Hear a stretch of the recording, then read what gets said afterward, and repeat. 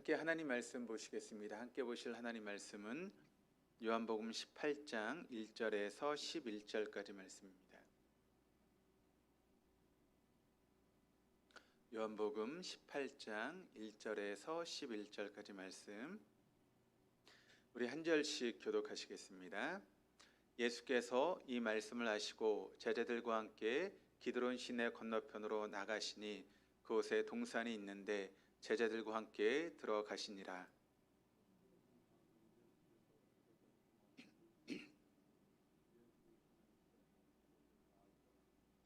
유다가 군대와 대제사장들과 바리새인들에게서 얻은 아랫사람들을 데리고 등과 횃불과 무기를 가지고 그리로 오는지라.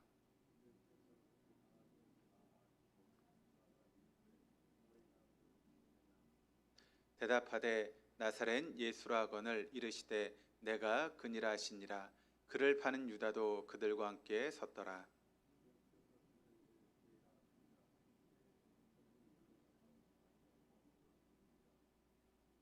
이에 다시 누구를 찾느냐고 물으신데 그들이 말하되 나사렛 예수라 하거늘.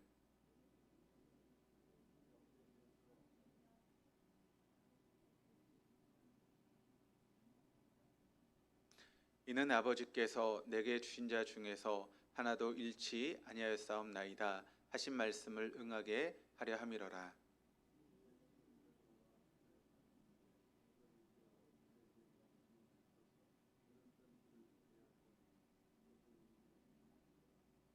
같이 읽겠습니다. 예수께서 베드로 더러 이르시되 칼을 칼집에 꽂으라. 아버지께서 주신 잔을 내가 마시지 아니하겠느냐 하시니라. 아멘. 우리 옆에 있는 분들하고 인사하시겠습니다. 하나님이 우리와 함께 계십니다. 좋으신 주님의 은혜가 오늘 이 시간 예배 가운데 있는 우리 모두 가운데 함께 할 수 있기를 주님의 이름으로 축원합니다. 사랑과의 모든 만남은 참 신비로운 그런 부분입니다. 누구를 만나고 또 이렇게 관계를 가질 수 있게 된다라고 하는 것은 어떤 면에서 참 신비한 그런 부분이죠. 왜냐하면 이 지구상에 70억, 80억 인구가 있고 우리나라에도 여러분 5천만이라고 하는 넘는 인구가 있는데 그 많은 사람들 중에서 내가 누군가를 만나고 그 사람들과 함께 삶을 나눌 수 있다라고 하는 것은 얼마나 여러분 신비로운 일입니까? 제가 저희 집사람을 만나 함께 이렇게 연애를 하고 또 결혼을 해서 가정을 이루지 않았습니까? 근데 그 가정을 통해서 저희 아이들 2명이 태어나게 됐습니다. 그것은 이제 하나님께서 저희들에게 저는 저희 아이들을 믿고 맡기셨다라고 생각을 합니다. 그러니까 저하고 저희 집사람을 믿으시고 사랑하는 저희 아이들을 저희 가정에 보내주셨다라고 저는 그렇게 믿습니다. 왜냐하면 생명이라고 하는 것은 철저하게 하나님의 소관이지 않습니까? 우리가 생명을 어떻게 할 수 있는 그런 부분이 아닌데 그 생명을 통해서 저희 가정에서 아이들이 태어나게 하시고 한 가족을 이룰 수 있게 하시고 또 부모와 자녀가 되게 했다라고 하는 것은 하나님의 오묘한 섭리라는 것이죠. 하나님께 사람을 믿으시고 당신의 자녀를 맡기심으로 우리가 감히 부모가 되는 그런 놀라운 은총을 입게 된 것입니다. 그런데 부모가 된 우리들이 자식을 함부로 대한다면 여러분 그것은 어떤 의미가 있는가 하면 우리를 믿고 그 자식을 맡기신 하나님 앞에 그 하나님을 배신하는 그런 행동이 되는 것입니다. 그러니까 저와 저희 집사람을 맡기고 저희 아들을 또 딸을 주셨다면 그것은 하나님께서 저희를 믿으신 것 아니겠습니까? 그래서 저희 자녀를 주셨는데 그 하나님의 믿음에 우리가 부합하지 못하고 제 자식들을 함부로 대한다거나 또 하나님의 뜻 안에서 이렇게 키워나가지 못한다라고 하는 것은 저를 믿으신 하나님을 배신하는 그런 경우가 되어질 수밖에 없다는 것이죠. 그런데 여러분 이것은 비단 부모와 자식만의 문제는 아닙니다. 모든 만남에도 그와 같은 하나님의 뜻이 있다라고 하는 것을 우리는 잊지 말아야 됩니다. 사람과 사람 사이에 이루어지는 모든 만남 역시 마찬가지입니다. 그러니까 여러분 제가 이제 동덕교회 담임 목사로 여러분을 만나고 있지 않습니까? 그러니까 성도와 담임 목사로 이렇게 만나게 됐다라고 하는 것은 어떻게 보면 하나님이 저에게 우리 성도님들을 맡기신 것과 마찬가지죠. 여러분 한국 땅에 얼마나 많은 교회가 있습니까? 또 이 서울에도 얼마나 많은 교회가 있습니까? 또 이 서계동에도 여러 교회들이 있는데 그 많은 교회들 중에서 여러분이 동덕교회를 나오시고 또 제가 많은 목사들 중에 제가 동덕교회 담임이 됐다라고 하는 것, 그래서 여러분과 이런 만남을 가질 수 있게 됐다라고 하는 것은 그 안에 하나님의 오묘한 섭리가 있고 하나님의 인도하심이 있다라고 우리가 이야기할 수 있는 것이죠. 가끔 저는 이제 그런 이야기를 들을 때마다 참 속이 상하는 경우가 있습니다. 무엇인가 하면 교회를 이제 이렇게 나오실 때 교회를 떠나가시는 분들이 너무나 쉽게 교회를 이렇게 떠나가시고 또 이렇게 내가 다니는 교회에 대해서 아무렇지도 않게 생각하시는 그런 부분들을 보면 좀 마음이 좀 아픈 마음이 있습니다. 그런가 하면 왜 많은 교회들 중에서 하나님께서 우리 동덕교회로 여러분들을 보내셨겠습니까? 거기 여러분 하나님의 뜻이 없겠습니까? 어떻게 생각하십니까?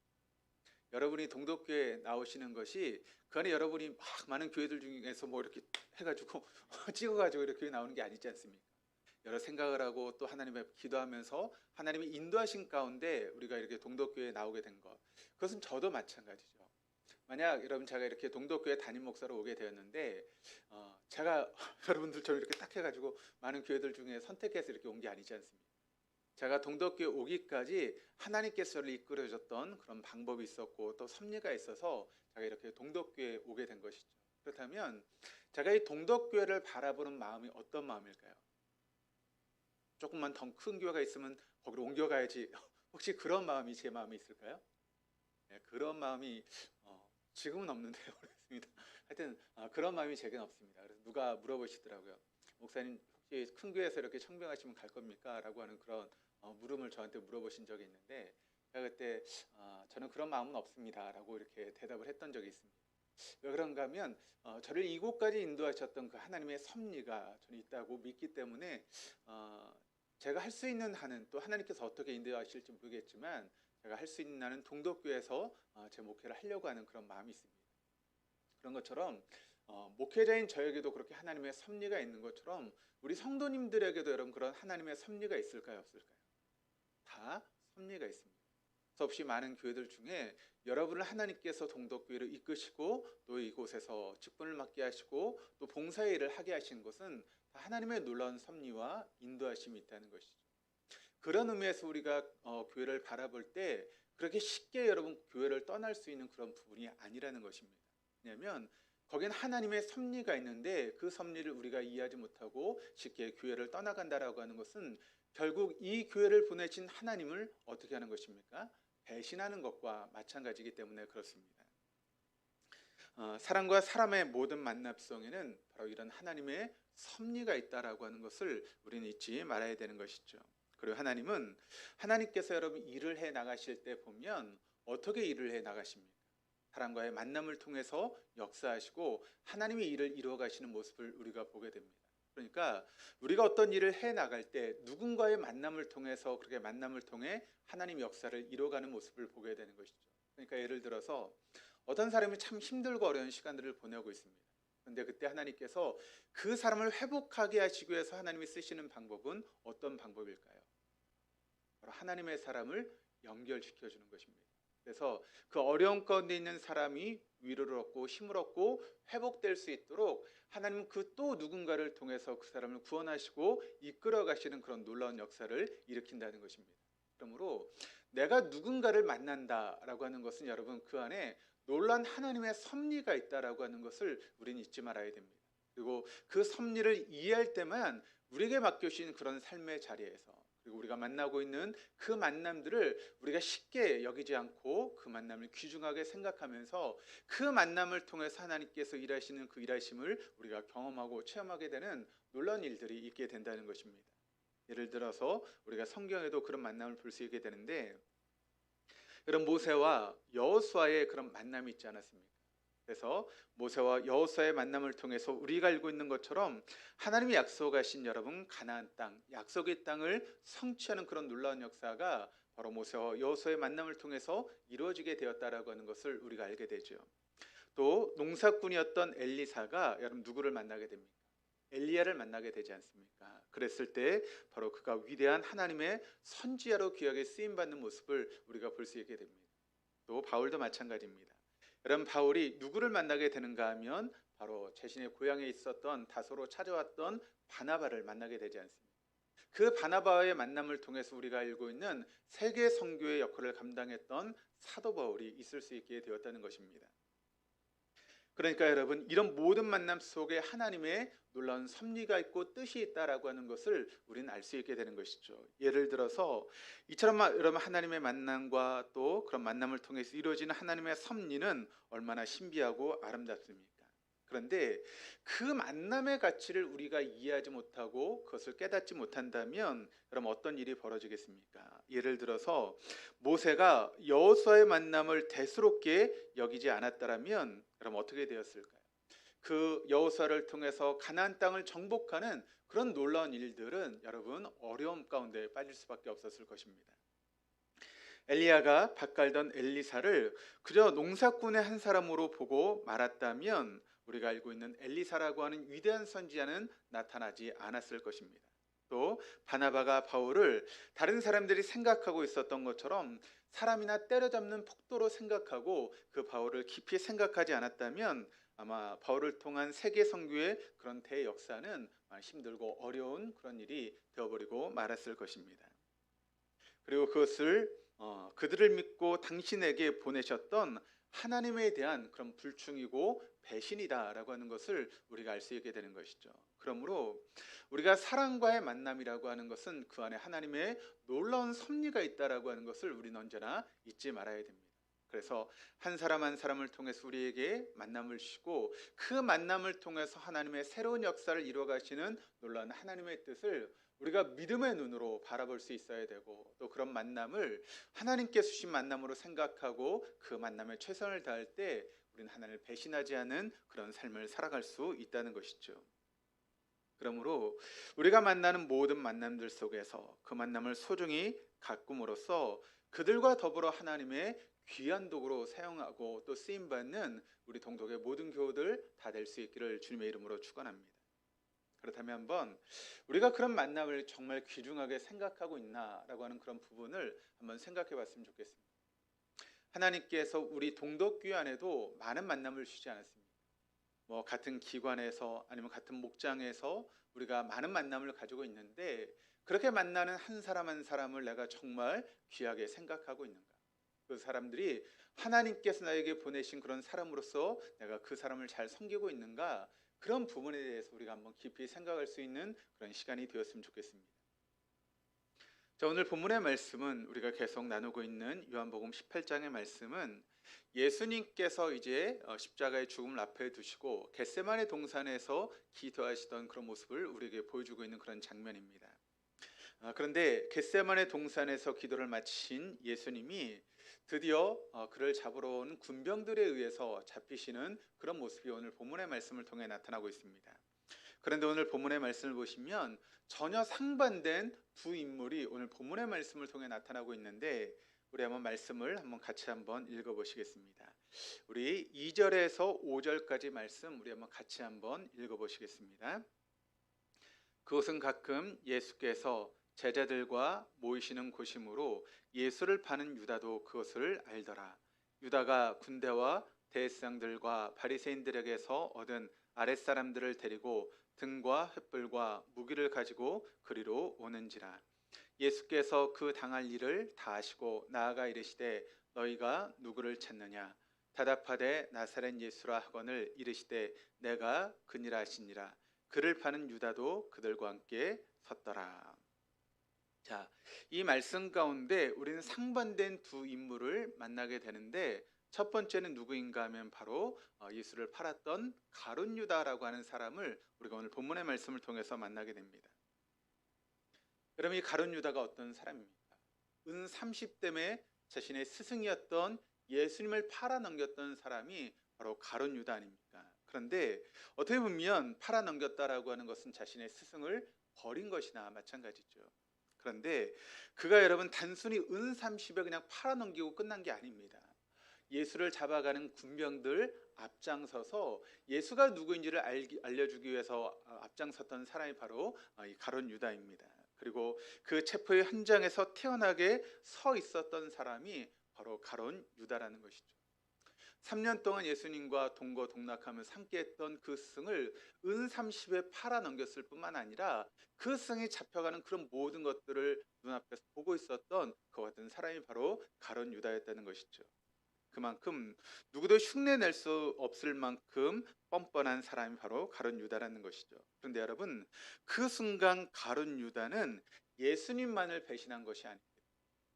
예수님만을 배신한 것이 아니라 그들은 자기와 함께 3년 동안 공생애를 함께하면서 먹고 동고동락했던 예수님의 제자들, 이를테면 자신의 동력자들에 대한 그런 배신이 바로 가룟 유다의 그런 행동이었고, 또 가룟 유다의 이와 같은 행동은 예수님을 만나게 하셨던 예수님의 그런 섭리에 대한 하나님에 대한 그런 배신이었다라고 하는 것을 우리가 이 말씀을 통해서 발견하게 되는 것이죠.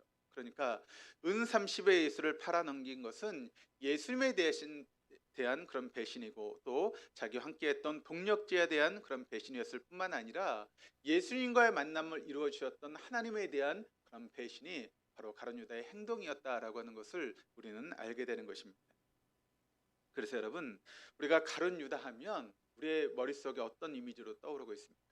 배신자라고 하는 그런 이미지가 우리가 가룟 유다의 그런 이미지 속에 남겨져 있는 건 아니겠습니까? 또 오늘까지 많은 사람들은 가룟 유다를 배신자로 생각하는 그런 마음들이 있습니다. 동시에 오늘 본문의 말씀을 통해 등장하는 상반되는 또 다른 인물은 누구인가 하면 바로 예수님이십니다. 바로 본문은 예수님에 대해서 증거하고 있는데, 본문 말씀 한번 7절, 8절 말씀을 한번 보시겠습니다.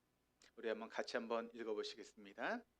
이에 다시 누구를 찾느냐고 물으시는데 그들이 말하되 나사렛 예수라 하거늘 예수께서 대답하시되 너희에게 내가 그니라 하였으니 나를 찾거든 이 사람들이 가는 것은 용납하라 하시니. 여러분, 지금 이 상황은 어떤 상황인가 하면 군병들이 예수님을 잡기 위해서 지금 나오고 있는 상황입니다. 그리고 예수님께서 잡히시면 지금 어떻게 되는 상황이죠? 죽을 수밖에 없다라고 하는 것을 누구보다 잘 알고 있는 분이 바로 예수님이십니다. 만약 여러분 우리가 그런 상황에 처하게 된다면 우리는 어떻게 해야 될까요? 자기를 숨기거나 아니면 도망치거나 딴 사람을 내세워서라도 내가 피하고 싶은 그런 마음들이 다 우리의 마음 가운데 있지 않겠습니까? 그런데 예수님은 지금 이 말씀을 통해서 우리가 알 수 있는 것은 무엇인가 하면 자기를 잡으러 온 사람들을 보고 숨으시거나 위장하거나 도망가지 않으셨다는 것입니다. 그리고 오히려 뭐라고 말씀하고 있습니까? 너희들이 찾는 자가 바로 나다. 내가 바로 그 예수다라고 그렇게 말씀하고 있다는 것이죠. 그러면서 한마디 덧붙이는 말씀이 어떤 말씀인가 하면 8절 이하의 말씀, 하반절 말씀을 보시면 이 사람들이 가는 것을 용납하라 하시니. 여기서 이 사람들이란 누구를 의미하는 것이겠습니까? 누구죠? 예수님의 제자들을 지금 의미하고 있는 것이죠. 그러니까 여기서 지금 이 사람들이라고 하는 것은 예수님을 배신해서 예수님을 팔려고 왔던 가룟 유다를 뺀 나머지 11명의 제자들을 의미합니다. 따라서 이 말씀의 의미는 여러분 뭐라고 이야기할 수 있겠습니까? 너희들이 찾는 사람은 바로 나야. 그러니까 나만 잡아가고 여기 있는 내 제자들은 하나도 손끝도 대지 말고 이 사람들이 다 갈 수 있도록 그렇게 그 사람들을 보호해줘 라고 하는 그런 이야기가 되는 것 아니겠습니까? 그러니까 여기서 우리는 주님의 모습을 어떻게 발견할 수 있게 됩니까? 여기서 나오는 주님의 모습은 자신의 제자들을 보호하시고 지키시기 위해서 너무나 애를 쓰고 계시는 그런 예수님의 모습이 너무나 역력하게 나타나고 있는 것이 예수님의 모습이었다라고 하는 것을 우리가 알게 됩니다. 바로 그 현장에 있었던, 그래서 모든 것을 목격하고 있었던 사도 요한은 이때 얼마나 그가 감동을 받았는지 오늘 9절 말씀을 통해서 그는 나중에 이렇게 말씀을 적고 있습니다. 이는 아버지께서 내게 주신 자 중에서 하나도 잃지 아니하였사옵나이다 하신 말씀을 응하게 하려 함이라. 그러니까 하나님께서 자기에게 주신 그런 모든 사람들을 잃지 않기를 원하시는 예수님의 마음을 누구보다도 사도 요한이 알고 있었다는 것입니다. 그러니까 사도 요한이 이렇게 말할 수 있었던 이유는 무엇 때문입니까? 바로 겟세마네 동산에서 제자들을 보호하시기 위해서 말씀하셨던 그 예수님의 말씀을 들었던 제자 요한이 바로 이렇게 지금 후대에 말씀을 기록하면서 이런 말씀을 남기고 있는 것이죠. 그것은 바로 제자들을 만나게 하신 것이 하나님의 뜻인 줄 아시고 제자들과의 그 만남을 끝까지 존중하시려고 하는 예수님의 중심을 바로 제자였던 요한이 깨달았다는 것입니다. 그리고 그 겟세마네 동산에서 똑똑히 그 예수님의 모습을 사도 요한은 바라볼 수 있었던 것입니다. 그래서 십자가에 못 박히기 전에, 주님께서 운명하시기 전에 당신의 어머니 마리아를 부탁하시는 것은 결코 우연이 아니었다는 것입니다. 그렇게 우리 예수님은 한 사람 한 사람을 소중하게 여기시는 분이 바로 우리 예수님이시다라고 하는 것을 알게 되는 것이죠. 죽기까지 제자들을 소중히 여기셨던 주님의 중심을 꿰뚫어 보았던 요한은 그런 요한이라면 능히 자신의 어머니도 보호하실 것이다라고 하는 것을 예수님은 알고 계셨던 것입니다. 그래서 그 제자 요한에게 자신의 육신의 어머니였던 마리아를 부탁하는 예수님의 모습을 우리가 발견하게 됩니다. 그런데 여러분, 우리가 잘 알고 있는 것처럼 그 주님의 믿음은 헛되지 않았지 않습니까? 그래서 그 사도 요한이 예수님을 부탁하신 그 말씀을 듣고 말년에 그 요한이 요한복음과 요한서신을 이제 기록하기 전까지 그의 일생 가운데 가장 중요하게 여겼던 일이 있다면 여러분, 그 일이 어떤 일입니까? 예수의 어머니였던 마리아, 그 노파 마리아를 극진히 봉양하는 그런 일을 해냈던 것이 바로 사도 요한의 모습이었다라고 하는 것을 우리는 잘 알고 있습니다. 그것이야말로 마리아를 자신에게 맡기신 주님을 섬기는 일이라고 하는 것을 그는 분명히 알았기 때문에 최후의 순간까지 그는 그렇게 마리아를 돌본 일에 자신의 인생을 썼던 것이 바로 사도 요한이었다는 것이죠. 그런 의미에서 여러분, 사도 요한은 진정한 예수님의 제자였다라고 우리가 이야기할 수 있는 것입니다. 그렇다면 여러분, 주님은 잡히시는 순간까지 당신 자신이 아니라 제자들의 안위를 위해서 그렇게 행동하실 정도로 우리 주님은 사랑과의 만남을 너무나 귀하게 여기시는 분이 바로 우리 주님이셨다라고 하는 것을 우리가 알게 되는 것이죠. 그래서 우리 주님은 그 마지막 순간의 제자들을 위해서, 또 마지막 육신의 어머니였던 마리아를 위해서도 한 사람 한 사람을 소중히 여기셨던 그 예수님의 모습을 우리가 말씀을 통해서 발견하게 됩니다. 그렇다면 여러분, 그렇게 한 사람 한 사람을 소중히 여기신 우리 주님께서 이 자리에 있는 우리 모두 한 사람 한 사람을 어떻게 여기실까요? 여기 앉아 계신 우리 성도님들 한 사람, 내가 어떤 형편, 어떤 처지에 있는지 우리 주님은 다 아시고 우리 한 사람 한 사람을 너무나 소중하게 여기신다는 것입니다. 내가 나를 볼 때 나를 소중하게 여기지 않는 그런 모습으로 있다 할지라도 우리 주님은 한 사람 한 사람을 너무나 소중하게 여기시는 분이라는 것입니다. 그러므로 그렇게 한 사람 한 사람을 지성으로 극진하게 대해주시고 사랑해 주시는 분이 바로 저와 여러분이다라고 하는 것을 여러분 잊지 마시기를 바랍니다. 그렇다면 그렇게 나를 우리 주님께 소중히 여기시고 극진하게 대하시며 사랑하시는 그런 사람이라면 내 옆에 있는 사람은 또 어떻습니까? 그 사람 역시도 하나님이 그렇게 사랑하시는 한 사람이다라고 하는 것을 우리는 알아야 되는 것이죠. 그러므로 우리가 사람을 소중하게 여겨야 되는 이유가 바로 여기에 있는 것 아니겠습니까? 그렇다면 오늘 우리가 두 사람에 대해서 함께 말씀을 나눴습니다. 한 사람은 가룟 유다, 사람에 대한 그런 배신을 가지고 사람을 소중히 여기지 않았던 가룟 유다, 마지막 순간까지 자신의 제자들과 사람을 소중하게 여겼던 우리 예수님. 여러분은 어느 쪽에 속하신다고 생각하십니까? 내가 사람들을 내 욕망을 채우기 위한 도구와 소모품으로 여기고 있다면, 그래서 때로는 막 친절을 대하고 또 많은 것을 베풀면서 그렇게 대하는데 그 사람의 효용 가치가 끝나면 순간 없이 미련 없이 버리는 그 같은 모습으로 우리가 삶을 살고 있는 것은 아닙니다. 몇 년 전에 있었던 일인 것 같은데요. 제가 이제 동덕교회 부임하고 얼마 되지 않아서 한 몇 년 그래도 한 지났던 시간 같은데, 평소 이렇게 뭐 이렇게 자주 만나는 분도 아니고 지방에 이제 목사님이긴 하지만 그냥 이제 얼굴만 아는 그런 분이셨어요. 근데 갑자기 그분이 전화를 했어요. 전화해가지고 목사님, 제가 좀 만나고 싶은데 좀 만날 수 있습니까? 그러더라고요. 아니, 그분이 평소 저한테 연락도 안 하시는 분인데 갑자기 그렇게 얘기를 하니까 뭐 만나자 그러는데 안 만날 수는 없잖아요. 그래서 이제 만났어요. 그러면서 뭐 이렇게 이런저런 얘기를 하면서 뭐 평소에 그분이 저를 뭐 이렇게 좋게 생각하시고 있다고 뭐 그런 얘기를 하시더라고요. 근데 알고 봤더니 그분이 지방회장을 나오시려고 표 때문에 이제 그렇게 저를 연락을 하시고 만나셨더라고요. 그 여러분, 지방회가 끝나고 어떻게 됐을까요? 그 이후로 한 번도 저한테 지금 연락을 안 합니다. 그걸 보면서 이게 뭔가라고 하는 그런 생각을 했어요. 그러니까 필요했을 땐 그렇게 연락을 하고 만났는데 필요에 대한 그런 부분이 해소되니까 언제 그랬냐는 듯이 뭐 연락도 안 하고 그래 행동하시는 것을 보면서 아, 이래서 돼야 되나라고 하는 그런 마음이 제 마음 가운데 있었습니다. 근데 여러분, 그게 우리의 모습일 때가 얼마나 많이 있어요. 내게 좀 필요하면 친절하게 대하고 또 그 사람이 막 이렇게 좋은 사람처럼 그렇게 대하는데 그 사람의 필요 가치가 떨어지게 되면 금방이라도 우리가 버릴 수 있는 그런 모습, 그것이 우리의 모습일 수 있다라고 하는 것을 저는 그분을 보면서 느끼게 되었습니다. 저 역시도 만약 그런 자리에 있다면 저도 얼마든지 그럴 수 있다라고 하는 그런 생각이 됐기 때문에 뭐 저에게도 좀 그런 안타까운 그런 마음이 있었습니다.